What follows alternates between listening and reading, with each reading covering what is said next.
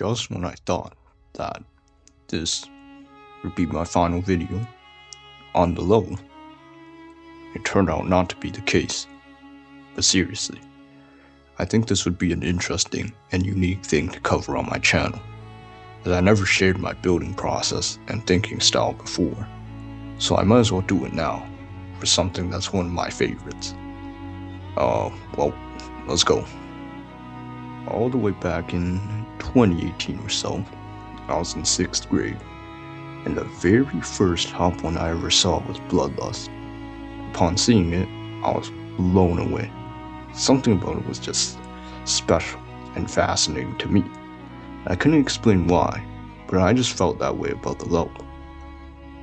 Entering 7th grade, I got my first PC, and subsequently, I finally got Geometry Dash. At first, I didn't create anything, I just played the main levels and just messed around a lot. But that's besides the point. Throughout the remaining years of middle school into high school, Bloodlust remained in the back of my mind, and I would constantly come back to rewatch the level all over again.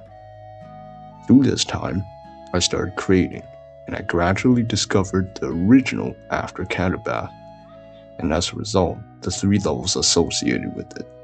Additionally, in 2024, Apocalyptic Trilogy released, and once again, I found myself, much like with Bloodlust, absolutely enamored by these various levels. By this point, I was a bit more experienced with creating, and I tried to make my own levels inspired by aftercatabath and Bloodlust. Because of this, I kinda gave up for a bit, until I entered post-secondary education. Suddenly, I had way too much time on my hands, regardless of classes and assignments, and that itch to create something like those levels I looked up to in the past came up again. Thus, in mid-September to October, I began work on True Aftercatabath. Yeah, that was the best name I could come up with on.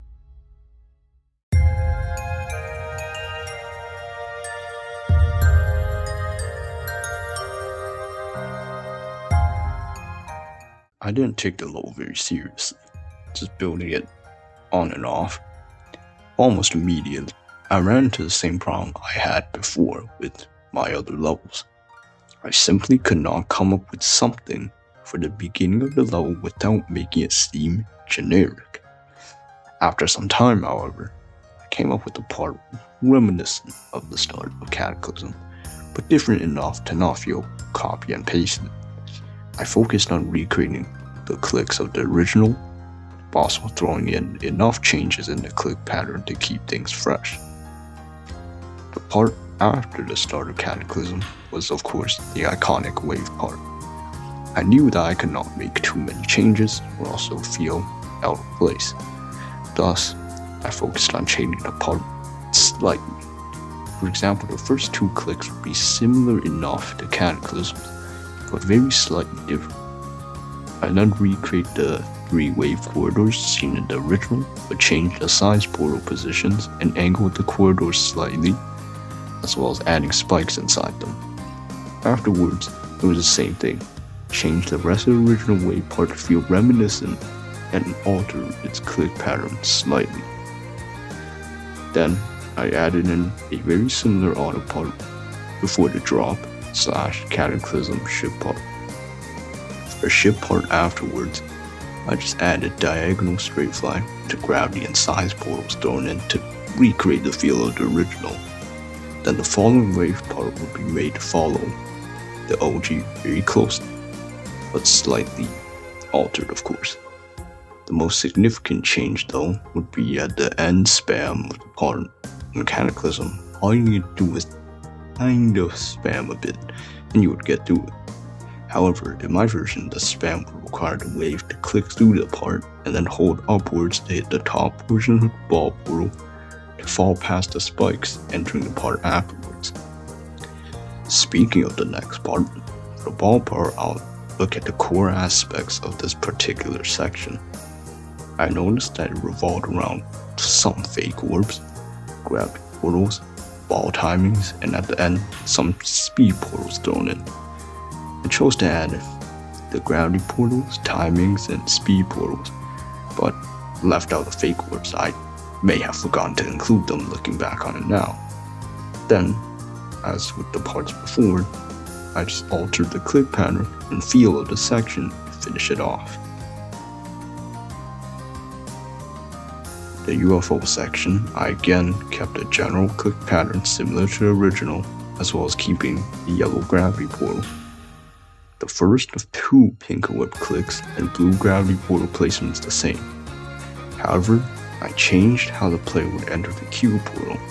Instead of changing into the cube, then hitting the pink orb, in Cataclysm, it was the other way around.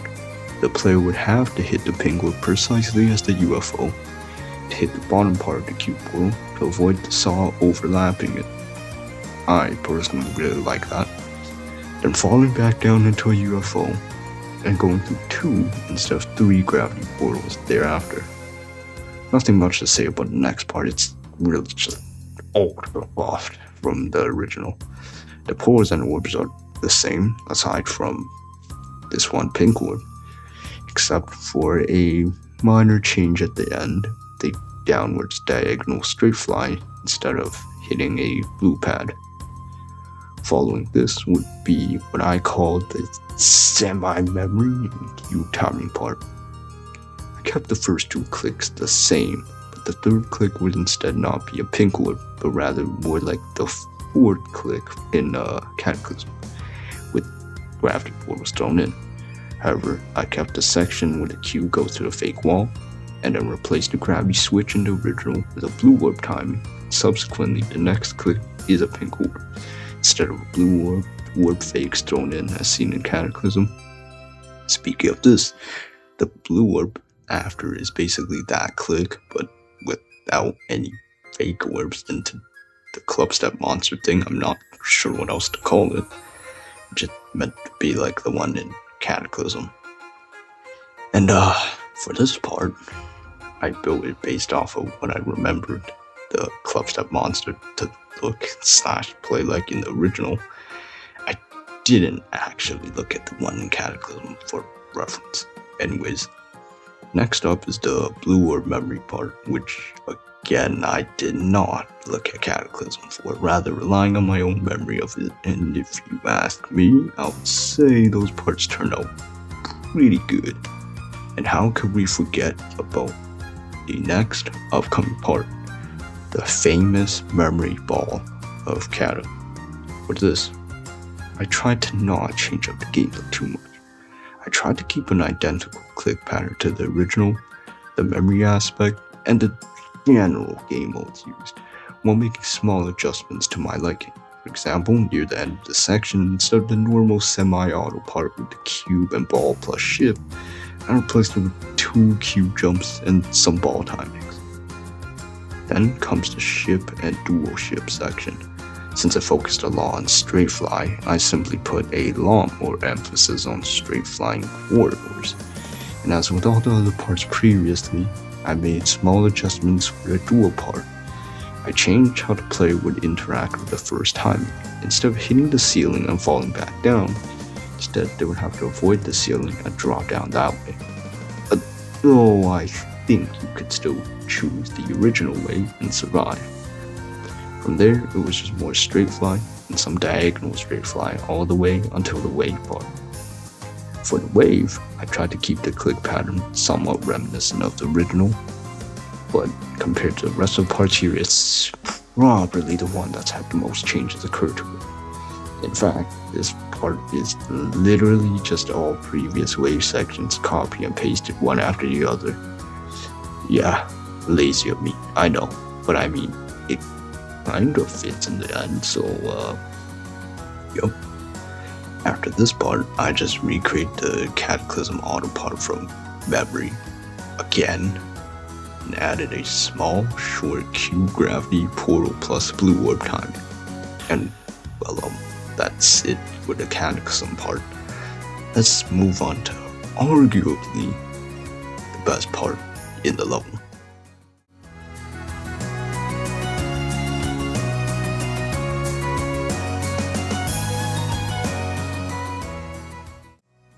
And here is my own kind of recreation of the starting ship of Bloodlust, although I did mix in a bit of the Apocalyptic Trilogy's version into it as well, resulting in a weird hybrid Bloodlust and Apocalyptic Trilogy ship pod. Then begins the ship quarter part of Bloodbath. Nothing here is really changed, I guess you could say, unless you count the absolutely insane buffs I added to it, and maybe the rotated spikes, but whatever. Moving on, right after that, it's just the standard blue orb click with a gravity portal plus second blue orb thrown in for good measure. Afterwards, the player is instantly thrown into an insane diagonal straight fly, and then mini ship straight fly one after the other. I decided that having a fully straight quarter was really boring, and that this would be a better result, and yeah, in my opinion, it is. And of course, I had to keep the short auto part at the end of it. The reason for this is both because it's iconic, and also, I did not want to change or replace it, as I saw the remakes turn the part into something truly horrendous, which I will not name any of them here. Moving on, the next part is pretty basic. Nothing too much has changed, except instead of semi-spamming, it's more focused on ball timings at fast speed, which I guess you could say is pretty much the same thing. And the next detail, which I personally am proud of, unlike the part in Bloodbath, you actually do have to hit the yellow orb that you were not meant to in the original, which was both intended to keep things unique and also to throw the player off from what they expect to do at this particular section. At the end as well, they have to interact with a blue orb timing instead of falling upwards into the yellow pad as seen in the original. And nothing too special about this next part. It's just the original, but changed up a lot, buffed, and throwing in more gravity plus yellow and pink orbs. Again, and a bit of ship control. Okay, for this next section is the Bloodbath ball part. For this one, I chose to create a mix between Bloodbath and Bloodlust with a specific section, taking gameplay aspects from both levels. Those being the ball and blue, yellow, plus pink orb timings respectively, as well as changing up how the player is supposed to approach this part and helping it seem original yet familiar. And the original part for this, I did not have the mirror portal seen in the original, but later on I added them anyways because, in my opinion, it felt more true to Bloodbath that way. Furthermore, one small but really important detail for some of you is the sync of the ball timings in relation to music. I noticed that in the original, the sync was very off. Some comments talked about this. So as a result of that, I changed the timings in my version so that it would sync much better and thus be a little bit more satisfying to watch. Afterwards is what I call the gray section of Bloodbath. Instead of starting off with triple spike Q jumps, I replaced it with diagonal and regular ship straight flying. Not really sure what my reasoning was for this change, to be honest. Then the part would continue how it was in the original, with the ship turning into a ball. However, it would not be only 3 ball timings, it would be multiple, 9 of them in fact, and instead of arranging them all in a straight quarter throughout the whole thing, the second and fifth ball clicks would go higher up, then gradually go back down, until re-entering back into the quarter for the last 4 clicks. Then re-enter the UFO, where I followed the same aspect of the previous ball part. The first 2 clicks would remain similar to Bloodbath's before sloping upwards, then coming back down for the last remaining clicks. The only other difference here being for when the player goes up, where they actually have to do a double click or double timing, and lastly for when they drop back down for the final 2 clicks, with it being upside down instead of normal gravity.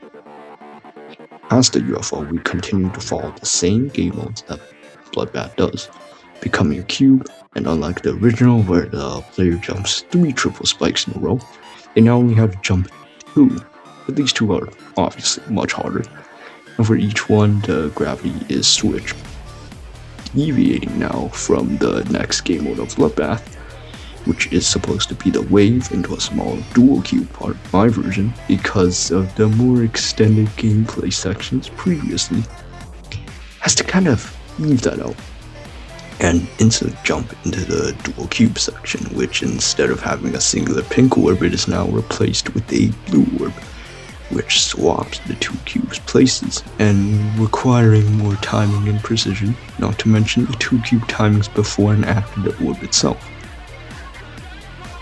This too was built from my terrible memory of Bloodbath's dual part, and it turned out cool in the end. I did not reference the original for the 4th time now. Also, small detail, but the way the entire dual cube part flows and transitions into the next section is super smooth and satisfying to look at. And the sync is nice as well. Alright, for the next part, this was and still is one of my favorite parts from Bloodlust. By extension, Bloodbath. Anyways, the reason for this is because of the black screen used. I'm talking about Bloodlust here, which I personally am fond of. So I decided to include that here too. Other than this, most of the part stays the same, ship straight fly into wave gaps than the UFO. In my version, however, I shortened the length of the wave part to ensure more focus was put on the UFO instead. Overall, it just follows what Bloodbath and Bloodlust did with their own respective UFO sections. And aside from some minor changes in click pattern and such, it should be relatively similar to the original. Take this with a grain of salt, as again, I recreated this part from what I remember from Bloodbath/Bloodlust. Don't ask. Then we enter the ship part, and like some of the parts beforehand, I create this section as a mixture of both Bloodbath and Bloodlust. For the latter, I include the aspects that stuck into my head while watching the part all those years ago, with said aspects being the green orb into hitting a ceiling, the gravity switches, yellow and pink orbs scattered all throughout the section, as well as the ending straight fly into the short cube section. For the former, it was diagonal straight fly, regular straight fly, and even more ship straight fly with some ship control, and what I refer to as kind of copy and pasting clubstep monsters. I mean, look at this, which is why my own version of it, at the end at least, has very similar structures to each other. Next up is the short cube section before the UFO, and for the 6th time now, I recreated this from memory. It happened once again. But to be honest, reflecting on the parts I built using this method, whether out of laziness or not, they all turned out to be actually pretty original, while somehow remaining recognizable enough to maybe have a resemblance to Bloodbath and Cataclysm and Bloodlust. Alright, enough reflecting, let's go on. With this cube part, I kept the first jump, but added a ledge that the player would land on upon nailing the timing. Then they would hit not a yellow and blue orb sequence, but instead hitting a yellow and pink orb timing sequence, until finally the blue orb seen in the original would be hit and it would be sent to the next part. For this one, it's the UFO part, but on ultra steroids, meaning really, really hard. The first few seconds require controlled spam before going upside down and switching to precise timings, which stays that way for the rest of the part with constant gravity, size, and speed changes. For this section, I used a kind of really weird to explain building process where I just sort of followed what my memory felt like fit and what click patterns to use and a little bit of building from memory along the way. Speaking of that weird building process, the following part also follows the same formula, where I built things based on what fit, what my memory remembered, as well as using Bloodbath and Bloodlust inspired ideas to make it all come together, with such examples being the Bloodlust-esque diagonal and regular straight fly, which is reminiscent of this, and for Bloodbath it can be seen in the basic gameplay flow of the entire part, especially before the Bloodlust-esque ship section, with the switching from ball timings to orb timings, as well as orb fakes, making it feel more like Bloodbath before switching to Bloodlust. For the auto part, it's just the same thing for both levels while utilizing the spike jumps before going to the UFO from Bloodlust. Going into the UFO part, the first of 2 blue orbs and first pink orb are unchanged, remaining pretty much identical to the original. However, upon encountering the 2 pairs of yellow and blue gravity portals, I changed it so that the orbs contained in them are no longer there, as well as spacing the portals out with timing scattered between each of them. Also, I may have removed the orbs as it was both funner that way, and I just had too much skill issue to understand how they worked in the original. Either way, this helped to once again mess with the player's understanding of the click pattern, since they would probably be very used to how they were in all the other previous levels, Bloodbath, Bloodlust, and by extension the Apocalyptic Trilogy, if they played that. Then comes the ship part, where the player drops down diagonally, but this time there is no yellow nor pink orb to fake out the player, although the yellow gravity portal is still there for whatever reason.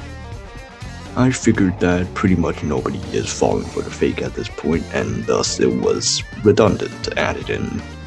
But yeah, after that is the small ship quarter with spikes, which draws more from Bloodlust than Bloodbath, if I'm being honest, though it's not upside down and is right side up, before switching into a faster upside down diagonal straight fly, because to me it seemed way smoother and way more satisfying to look at. Speaking of smoothness, the ship changes into a UFO before cooking 3 blue orbs in rapid succession, just like in, the original levels. Nothing about that's changed except for difficulty. But what's really satisfying about going through that small section is the transition into ship again, which, I mean, come on, it's really cool to pull off and nice to look at. Maybe not to play, but then the ship is pretty much like the original, upside down, yellow orb timing into a blue gravity portal into a straight fly. The only changes here is the tiny straight fly before the yellow orb, and the change into a mini straight fly halfway past the straight fly quarter. Whoa. My memory is back at it again for how many times now with this next part. Yeah, I also once again built this from memory, which includes this horrendous blue orb timing to hit the edge of this block into a slow speed mini and regular sized ball timings with blue plus pink orb timings as well. The only part that wasn't too different from the originals were the blue orb spam timings. The only minor change being that I added 4 of them. No fake orbs thrown in because I wanted it to sync a bit better. Alright, scratch that. Another time building from memory. Anyways, nothing too much about this part aside from the length of it, which is a little bit longer than the originals. That it is way more spammy and timing oriented than the ones seen in every other level, using this, of course. Also having less gravity portal switches and no speed changes. I rewatched the comparison between my version and the other ones, and I just noticed that mine remains in 2 times speed while the rest will switch from 2 and 3 times speed in that specific part. Blame my horrible memory for that, but I mean, it works. Finally, a part that I didn't build from memory. For the wave, I just mostly referenced the original parts for inspiration as seen in the small corridors and stuff, as well as kind of the spike gaps near the end. The reason for these gaps instead of corridors was because, and this is kind of for a weird reason, but I wanted to recreate how I felt while watching this part as a peanut. Now, this was merely an extension of that, if it makes sense. And random fact, but the reason for the spam I included here was because the original had a really large gap before entering the ship part next, which if you listen to the music part here, it sounds more fitting for spam, so I added that, which basically just equals I like sync. Where the next part, as I mentioned before, is the ship, and I built it around the fact that while watching the one from, every other level that I based this one from, I picked up on the fact that sync was kind of just not really there in terms of the music while hitting the orbs and portals. It doesn't quite sync. Just listen closely.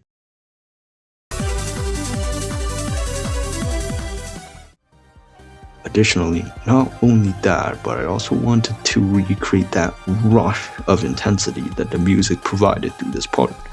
So I stuck with the core gameplay of this part using straight flight and yellow as well as pink orb timings while spreading gravity and science portals through the section. All while, of course, making it sync or flow better.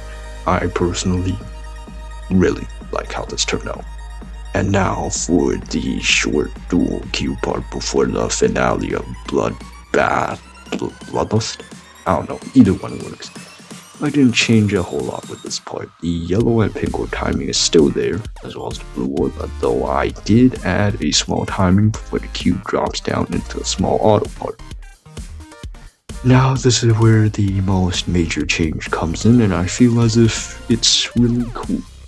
Where the second duel hovers in the air because the first duel is in an auto section full of blue orbs, which causes the hover effect.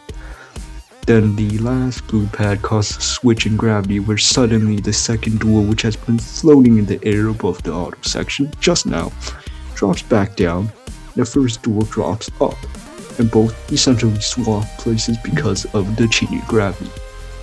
And upon the second duel dropping back down, it has to hit the pink orb timing so that the player can pass into the finale section of Bloodbath/Bloodlust. Alright, you made it to the finale. For this part, I decided it was just way too iconic to make really any significant changes. So I mostly left it as is, aside from some parts being removed. See, the blue pad is no longer there, as well as a timing or two, where some parts being slightly altered. Some parts are either earlier or later than they are supposed to be. And that's kind of it. You want to beat the full level. Nah, I'm kidding, there's more. It's not over.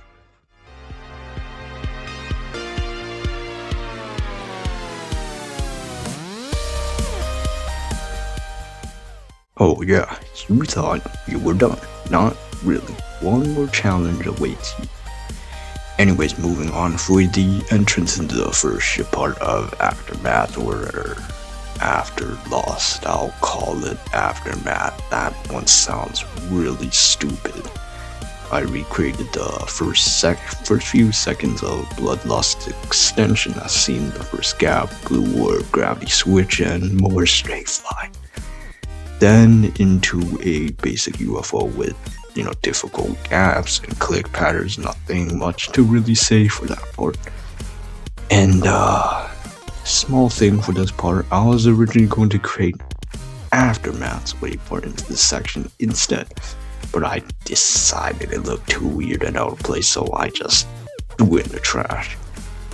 Now here's where Aftermath really kicks in. I analyzed the ball part of Aftermath and its core aspects, just like with some previous parts, and basically built a part very similar to and utilizing the same core gameplay, but obviously not too similar to where it feels completely ripped off from the original. That's probably the best way I can describe that part. the next part is the same thing. It's the Aftermath ship quarter part, and one thing that really stuck out to me was the sync here of the portals was really good, and I actually really liked it. And therefore, I tried to recreate the same thing here with the sync and all.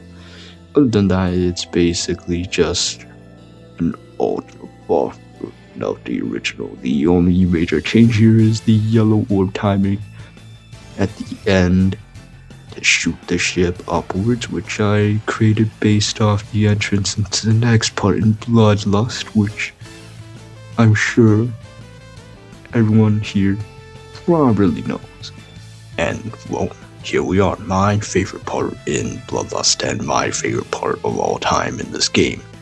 The Bloodlust tunnel part. When I saw this for the first time years ago, I was blown away. I actually felt as if nothing could beat this level in terms of difficulty just because of this one single section. Yeah, crazy, I know, but it seriously felt that way to me, and thus not including the part here would have been such a wasted opportunity. And also because I saw many comments on other Bloodlust-like remakes, and probably most infamously Apocalyptic Trilogy, wishing that the creators had added the tunnel part as well. So, here you go.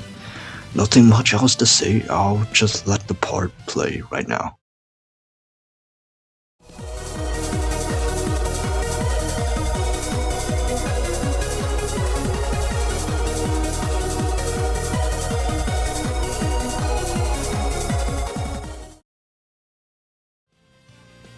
Entering the next section, it's very loosely inspired by Aftermath and Bloodlust, essentially combining the two gameplay styles, sort of, while also adding in my own timings and such.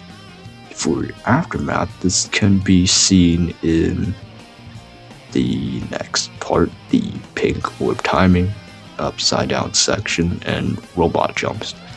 Bloodlust can be seen mostly through the usage of a green orb and UFO section afterwards, basically an extended UFO of the ones based on the Bloodlust extension part, before switching fully to a Bloodlust inspired ball part, as the level has very short sections of ball part in the extension. And I used their structuring and gameplay to make my own version, but I decided to also make them very slightly longer instead of short bursts of ball timings, while at the same time adding some orb timings and a gravity portal, which technically the ball parts in Bloodlust already have, but it's alright. After the Bloodlust-esque ball part, I added a short ship section, which was meant to be the transition back into After. This part is inspired by the first ship corridor in the original, as well as this clubstep monster near the end. This is why it includes both diagonal and regular straight fly. And as the level reaches the end, not fake this time, I decided to move fully back to Aftermath and hold off on Bloodlust-like parts for now, as I want to achieve a balance between the two. Therefore, I tried to keep the entire part identical to the original, starting off with a regular robot jump, into two mini robot jumps, then a shortened double blue then yellow orb sequence of clicks in Aftermath that are more spread out. Then I cut out the small clubstep monster straight fly, which was supposed to be there in the original, because I had just used that part just before this one. But I did add in the two gravity portal robot timings closer to the previous orb sequence, this one, which fit in nicely with each other, before finally jumping through the last two robot clicks of this section, which I took directly from Aftermath, and then it turns back into Bloodlust right before entering the finale of the level, as seen through this diagonal straight fly corridor, which Bloodlust has right before its own end section, although it's not diagonal, it's straight. And Another random fact for this part, the reason why it's angled upwards is both because it looks cool and also to symbolize the player reaching for triumph/victory. We'll get into that later.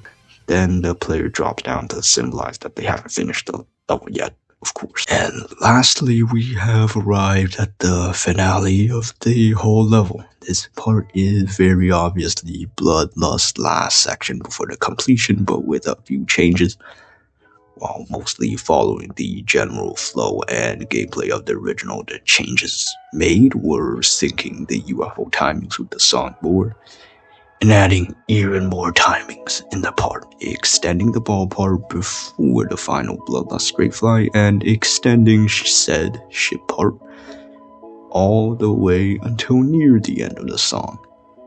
Originally, after the straight fly would end with the Bloodlust triple spike or something similar, there would have been no extension afterwards, ending just like Bloodlust.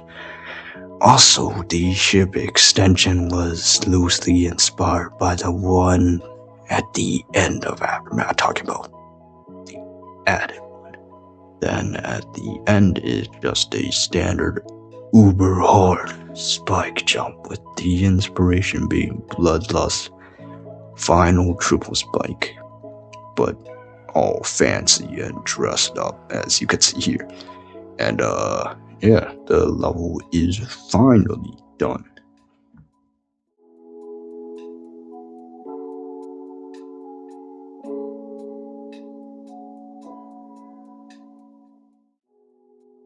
Alright, that took a while. Let's move on to something more interesting, or maybe not, which is the kind of hidden secrets of the level. The welcome back text at the very start is meant to represent how the community has been. Bloodbath, Cataclysm, Aftermath, Aftercatabath, Bloodlust, Apocalyptic Trilogy. And in a nutshell, it's just welcoming you back to the levels that basically started them all, or at least were the catalyst for it. The various dark walls seen throughout the Cataclysm and Bloodbath parts are all inspired by the ones used in some Silent levels, mainly from Silent Hill by this guy. Speaking of the dark walls, the one at the ship part of Cataclysm slowly closes in as the music or the chorus picks up in intensity. There is a small GG that can be seen upon entering the ship part before Bloodbath. There's decoration above some parts of the level that I do not really intend to use. Behind the player's spawn point, there are assets I meant to use for the theming of this level. We'll get into that after.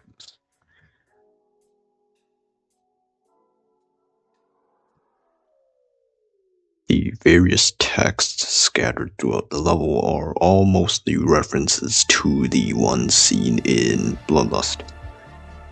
The ball part near the final section of Bloodbath was a pain to learn and play even in editor playtesting. Same thing goes for the Cataclysm Cube semi-memory part. The black and white text is part of the original theme I was going for in this level. I put two paths for the player to take at the GG part for Bloodbath. You could take the regular part or I think it's called the Michigan route. If you took the latter, you would be transported to a part almost identical to the one in Bloodlust with similar text. If you took the former, it would just be Aftermath's part before the wave.